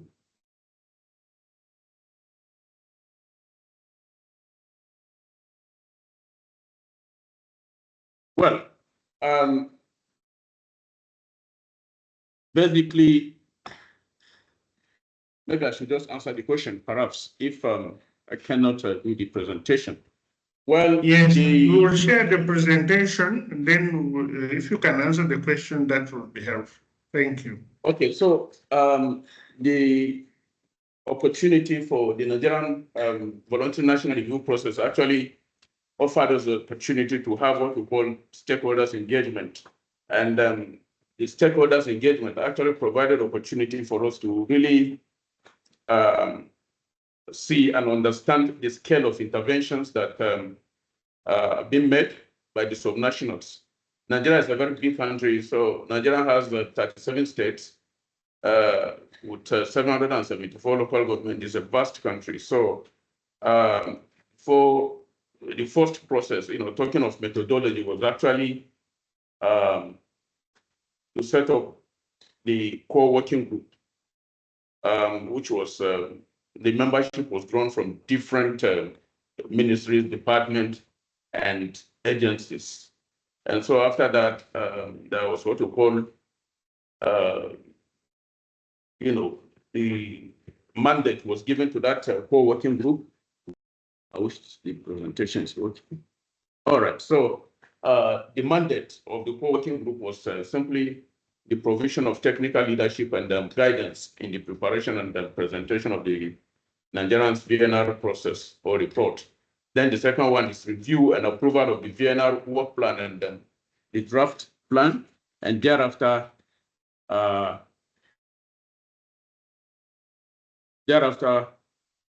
we went to the states. We had what we call regional consultations. Nigeria has 6 regions. We have the Northwest, we have the Northeast, we have the North Central, we have the Southeast, South, as well as the Southwest. So that of the Southwest took place on 3rd, I think so, of April in Lagos. Then that of the Northeast actually took place in Gombe State, North Central took place in FCT, Southwest took place in Lagos, Southeast took place in Enugu, and South was in Calabar. All right, so just like I have highlighted, you can see the date for the respective consultations, the date that those consultations were actually held. And so to answer the question, well, the Voluntary National Review actually provided the opportunity for us to engage with the stakeholders. The MDS, different stakeholders that came from different states that make up each of the geopolitical zones, actually had the opportunity to present some of the interventions that have been made by their state, in terms of infrastructural facilities to scale up healthcare delivery, and also to, some of the infrastructural facilities required for quality education and, to boost agricultural production as well. So it also provided an opportunity for us to understand some of the challenges, and problems that the state are encountering. Food security is a part of national security. Absence of food security, of course, the national security is under serious threat. So we saw, we had account, that were given by some states, for instance, Northeast, where you have the issue of Boko Haram insurgency, and some of the northwestern states where we have problems of banditry, that local farmers are simply not able to go to farm to produce agricultural products. And so it's one of the reasons that actually led to the high cost of food, in Nigerian markets. And also bandits, preventing people, particularly contractors that have been given jobs to do in terms of building infrastructure, classrooms, hospitals. They are simply not able to access those places. But the Nigerian military is trying. They are trying their best, and they're trying to push these guys back. Then what we also discovered was, Nigeria in partnership, Nigerian government or Office of the Senior Special Assistant to the President on SDGs in partnership with the UNDP is providing technical support to the state to help them develop their state development plan, and which we think that is a smart way of encouraging domestic resource mobilization, because when the state have their own development plan, that encourages them also to utilize their local budget and channel them towards delivering strategic projects that are required for delivering healthcare services, for instance, with a view to reducing maternal mortality, child mobility, and a lot of issues relating to health. We also have,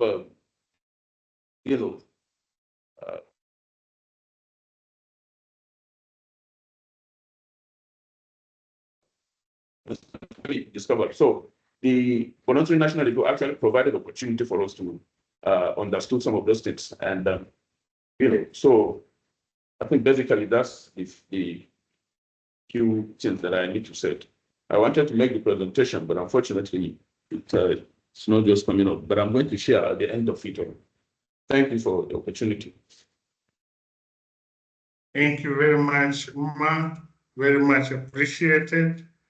I think the size of Nigeria, and also the fact that you have many federal, state, and local level, also is something that can help us appreciate how all those those levels are interconnected. And with colleagues, we have 4 more speakers. We have Rosanda from South Africa, Fernando from Angola, the Pan-African Youth Union, and Dengue Cross. With your indulgence, if you could give us maybe 15 more minutes, then we would finish. Thank you very much. Rosanda, over to you.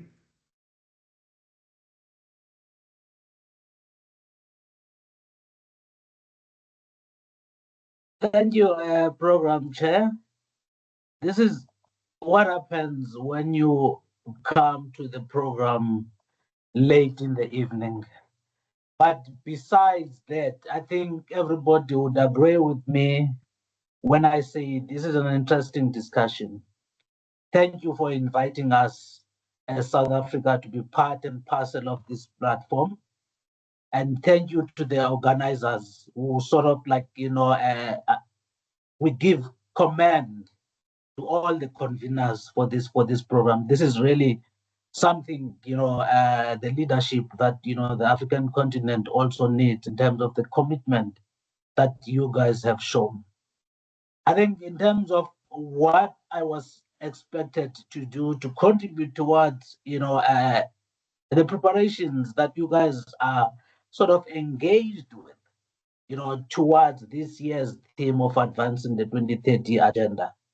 I think this theme deeply resonates with South Africa, and it is coming at a defining moment when the global and the continental frameworks converge to support transformational development in Africa.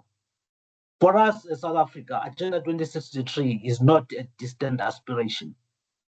It is a guiding framework that aligns closely with our own national development plan. Therefore, it serves as a critical policy compass for building an inclusive, just, and sustainable society. I think I've been asked here to come and share South Africa's view in terms of how South Africa has moved from the 2019 VNR that we submitted to the 2025 VNR that we are submitting this year. Because of the time, Chair, I won't dwell too much into the details. But South Africa, yes, will be presenting in 2025. And yes, South Africa has evolved from 2019. In 2019, for us, it was a turning point in terms of accounting for the commitments we've made to the global agenda. As a result, in 2019, we identified some of the gaps, that were limiting us, which is the fragmented stakeholder engagement, which is the weak intergovernmental coordination, which is inadequate integration of Agenda 2063 and SDGs, and also persistent youth unemployment in South Africa, and also the problems with social protection systems, and also limited disaggregated data, and also uneven sub-national implementation capacity, which is the local sphere. And also one of the things we identified in 2019 was that in South Africa, we didn't have an institutionalized mechanism that was responsible for sustainable development agendas. But since then, what have we done in South Africa? We took those gaps as a mandate for us to be able to reform. This is an illustration of the outcomes of the 2025 VNR that we have. Why am I saying that? In 2019, the engagement we had with the stakeholders was not with the various stakeholders. But in 2025, we have involved academia, we have involved private sector, we've involved labor, Moreover, the voice that is coming out of the 2025 VNR is not the voice of government of South Africa, but it's the voice that is coming from the whole of society of South Africa. We decided that from South Africa's side, the 2025 must be a statement that is not just government, but whole of society. I think we've managed to achieve that because what we did is to put together a writing team that will coordinate the inputs and the writing of the 2025 VNR in South Africa. That writing team involved individuals from government, private sector, civil society. We wanted this to be representative. So that's a difference that we've experienced from South Africa based from, as compared to 2019. At the same time, what has been different? In 2019, the voice of the local sphere was not there. We write the narrative that did not involve the municipality level, which is the local sphere. But this time around, local sphere was at the center of the source information that contributed to the 2025 VNR. How? We started in 2023 with the collaboration with UNDESA to capacitate, to do capacity building exercises with the municipalities in South Africa. We started with a pilot of about 11 municipalities. We trained them, we assisted them to produce their own VLRs. As a result, I'm happy to say that those municipalities have produced their VLRs, and those VLRs have contributed to the national narrative that we'll be presenting to the United Nations in July this year. That's the story that we wanted to tell. That's the change that South Africa wanted to do and to see this time around. So therefore, because of those initiatives, we can safely say that the 2025 VNR that is coming from South Africa is an evolution that has repositioned the stakeholder engagement as a cornerstone of inclusive governance in South Africa. And also the 2025, is a demonstration for us of a stronger horizontal and vertical coherence across development planning instruments. Because now we managed to sort of like link the National Development Plan, the Medium-Term Development Plan, and also the SDGs, and together with the Agenda 2063. After 2019, we did not do that analysis, but through the collaboration with the UNDP, we did an analysis of how the NDP is aligned to Agenda 2063 and also to the SDGs. And also after 2019, what South Africa did was to integrate, the indicator frameworks through Statistics South Africa. We've managed to do that. Now, when we do the tracking, we are trying to track using the integrated indicator framework that Statistics has done in order to see that if somebody is doing something at a municipal level, how is that contributing to the SADC, indicators and also Agenda 2063, and ultimately to the SDGs. So that's the change that South Africa has done since 2019. And some of the transformative aspects, as I indicated, the challenges, and I indicated that, like in terms of policy coherence, we've also moved from that side, because in 2019 we identified that South Africa was experiencing a lot of youth unemployment. I think, Chair, you will remember, South Africa has launched sometime in 2020 or 2021, somewhere there, the Presidential Youth Employment Intervention that has created over about 1.2 million opportunities, and also introduced National Pathway Management Network to connect youth with jobs and training. This initiative directly supports SDG 8 and Agenda 2063 Aspiration 6. That's a change that we've done, from 2019. And also with regard to social protection, we've moved. We have a social relief of distress fund that was initiated during the COVID-19, which has become the basis of a broader basic income support policy. This is contributing to SDG 1 and Aspiration 1 of the Agenda 2063. So I'm trying to show, Chair, that, since 2019, with the VNR, we've progressed, but not to say that we've arrived. We are still in a process of reform. We are not efficient. We are still trying to institutionalize the national mechanism in South Africa. And also we are trying to make sure that the outcomes of the VNR analysis, we come back from the United Nations HLPF, and we see how do we take, the outcomes of the VNR process into the country's planning system. That's the plan that we have, because you will even see in the VNR 2025 that we have how we have structured that. It's really a whole of society narrative where we indicate progress, challenges, interventions, and also we are providing or proposing pathways we've got about 6 pathways that we're proposing on the VNR this year on how South Africa should sort of accelerate the SDGs. So that's why we are, Chair. And based on that, we are moving forward as a country. We are committed to the implementation of the SDGs, and we're looking forward to learning from other colleagues in terms of how we can further accelerate from where we are as a country. Thank you, Chair. Thank you very much. Rosanda, you know you have not invited for the party, for the PhD parties, but you invite us. Thank you very much. I like particularly the fact that you guys really involved the Association of Local Authorities so much. And that is one of the power spaces that was missing, continuously missing, but glad that they are in, and the private sector too will come much more strongly. Please allow us to move to Angola. Fernando, over to you.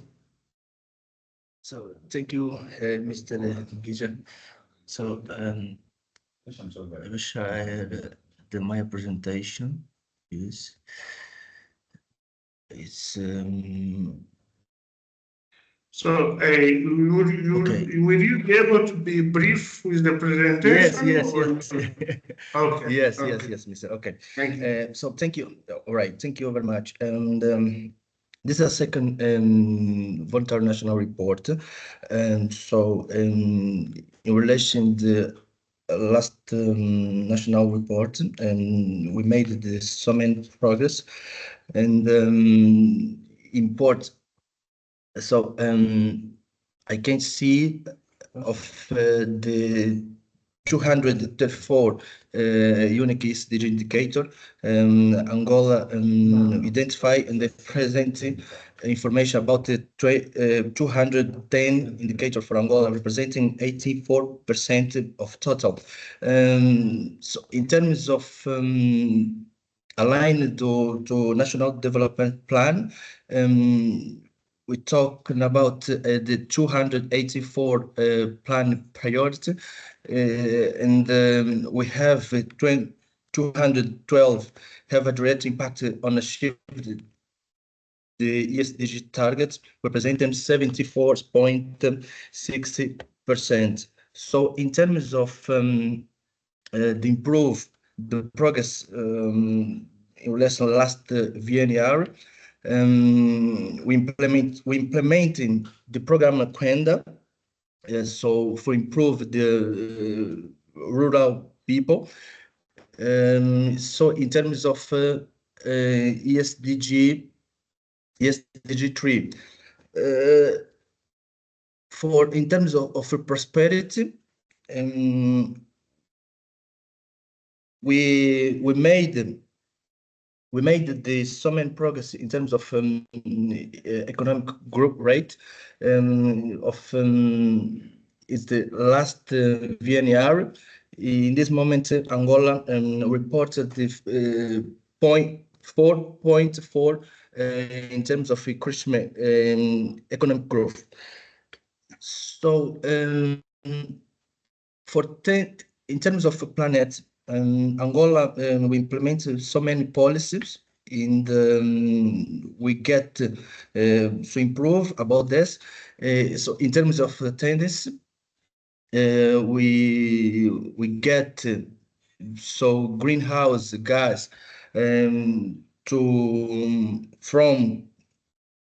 a 70 emission of agriculture and silviculture from in the 39%.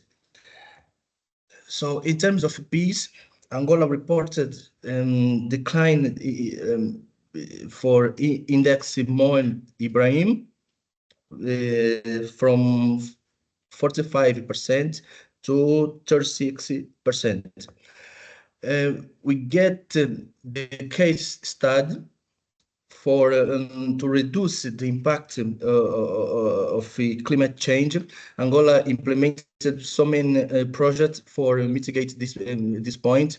We talk about this biofuel for painless energy, and by Farta, the Kafu Channel, and the dam of Ndowe.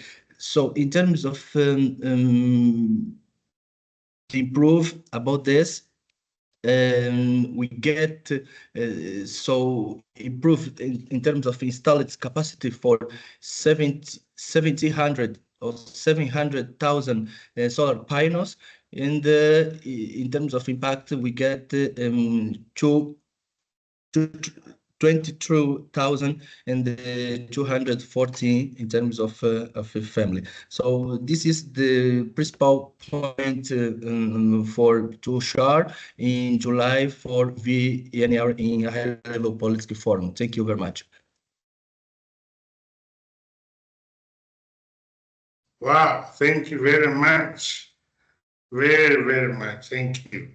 I have seen the Angola at 50, and I'm just praying that with this kind of VNR, they will also be helpful in terms of tracking what we are able to achieve for Angola at 2050. Now we come to the youth, and we have, I believe, Christophe online. Christophe, I want to give you the floor so you can give your reflections. Over to you. Thank you so much, Frederick. I've been having enough conversation just to appreciate a lot of input from different countries and different speakers. And it really says a lot in terms of the youth engagement and inclusion in the whole processes, and to see how we then are able to aviate, platforms for them to engage. And just maybe to share on the context of, us coming on board and the recent engagement that we've been having as the Pan-African Youth Union, particularly to rally the support and the advocacy and engagement at both country and continental level with the, national youth councils and other equivalent national mechanism. And part of the broader aspect in terms of contribution to the Agenda 2063, would very much like to borrow maybe from two pivotal points that emanated from our youth side event engagement in recently in Uganda, in partnership with the UN and also the government of Uganda. Just a lot of conversation emanated about the Agenda 2063, and the call for us as young people of the continent was clearly to look into how then would we want to see a lot of engagement around national and local policies where young people are at the forefront of being the shaper of such, but also to be included in the driving processes and be part of the driving those processes and the conversation. Key things that stem out very clearly was around the issues of youth unemployment in the continent, and see how at local level, at national level and continental level, to appreciate honestly and dearly the work that our young people are doing, and to share on the best practices and see how then can we coordinate to say where are we in terms of supporting such young people. And the call was more also on the issue of establishing a youth fund under the Africa Continental Free Trade that will foster entrepreneurship and also become an avenue that will allow for more young people creating more employment and also just to trade amongst themselves within the continent. We also have the conversation and a call to action around establishment of a youth regional innovation hubs and platforms that will act as for both physical and digital to allow coordination and cross-pollination amongst issues on technical support, mentorship, as well as resources available, enabling. We also spoke intensively or call for the reshaping of education and learning for the future of work. Because as we see, a lot of us are migrating into other countries, and we're looking for how can we, reconstruct and decolonization of education within the continent, but also aligning it with current initiatives or where the trends and the global are going in terms of the AI and all, how could we fit into. So this means around mainstream also on technical and vocational education and training on dual education model, but also promoting mentorship from both South to South knowledge. We speak a lot about seeing how, exchange programs, both from cultural as well as learning other best practices. The other one we spoke about youth inclusion, especially at governance level. And I'm happy that this platform allows for us, for young people to honestly understand what we are talking about VNRs and VLRs, to understand so that we can engage them to be part of the co-creators at the grassroots level and trickling it down upside. And I think it's a welcome development to see young people participating at this high level and having that conversations to say how inclusive are we, but also at governance level, it gives us a leeway for accountability. We know a lot of mismanagement and corruption that ripples us of what could happen for the programs that we intended for both at VNR and VLR level. And part of it is that we ended up by, urging governments to ratify and implement the Global Digital Compact, and also to demand for climate financing, as well as recognizing the young people in the diaspora as a forceful investment that we can look into that.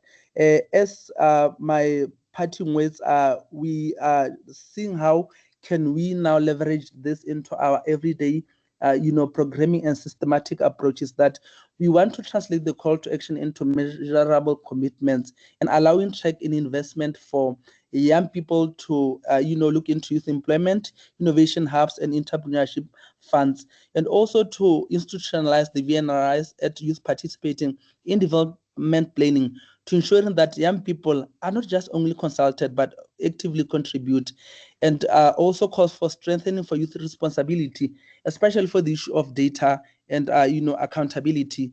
Often at times we are grappling with data and research that will inform the decision that we take and the participation. So from the youth inclusion and Pan-African submission, we really believe that more avenues of engagement and also more appreciating of best practices that are youth-led will allow us to be part of the solution that we anticipate both at local, country, and continental level. Thank you, Frederick. Thank you very much. Thank you. We are coming close the end with one final closing remark. But I just wanted to say this, Christoph. I was at the Parliamentary and Legislation Conference. And one of the things that I picked from there, which I want to give to you, is that youth is a period of transition from childhood to adulthood. And there was one statistic that really kept in mind. If you are at the start of youth, which is 15, you will be 53 years in 2063. And if you are at the tail end, you'll be 73. So all that we are trying to say is that really, thank you very much. We need to pull everybody so that we can have successful transitions. I will hand over to Nassim and also thank him for Kampala. But just a reminder that maybe it will come to at the end, that don't forget on the 23rd of July, we will be at the conference room of the African Union Permanent Observer Mission, and we will also launch Africa Sustainable Development Report. So please mark your calendars for that. Nassim, please, over to you. Thank you. Thank you very much, Chair, and thanks to all the presenters for this really very, very interesting conversation.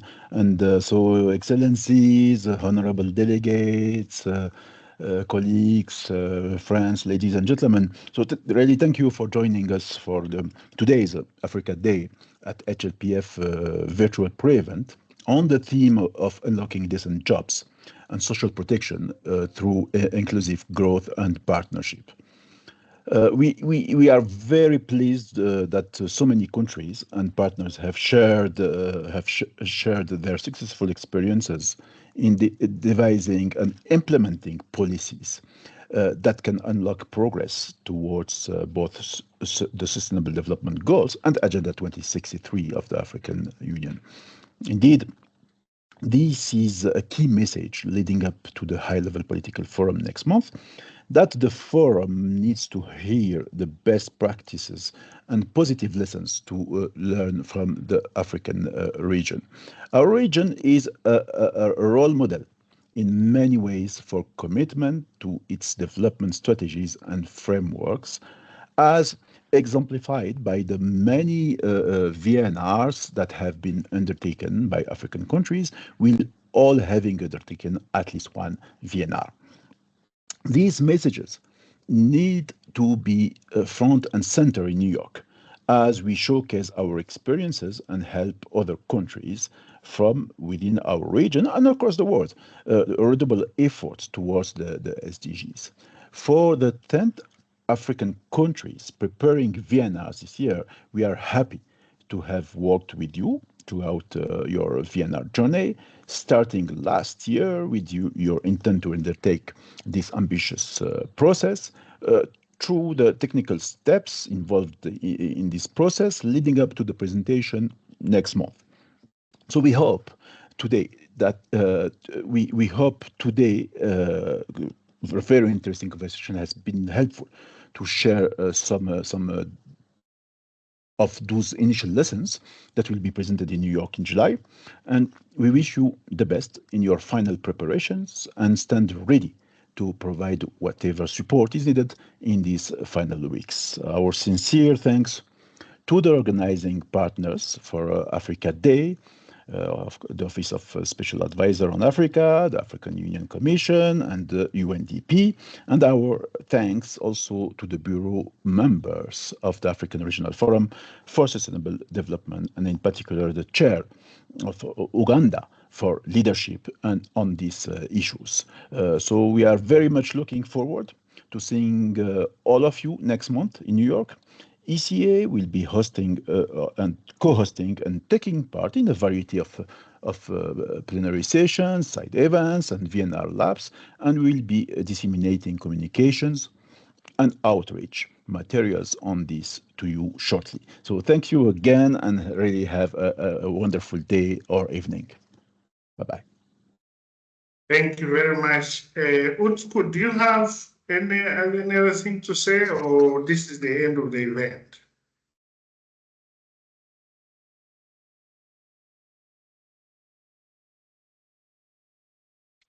Well, this is indeed the end of the event. I would like to thank all our co-organizers. I would like to thank you, Mugisha, for this very able moderation, and to all our partners, focal points from VNR countries, for setting aside the time. This is a journey. This is a conversation we've started, and we will be following up. Thank you. The meeting is adjourned. Enjoy the rest of your day. Thank you. Thank you very much. Bye. Thank you. Bye. Thank you. Bye.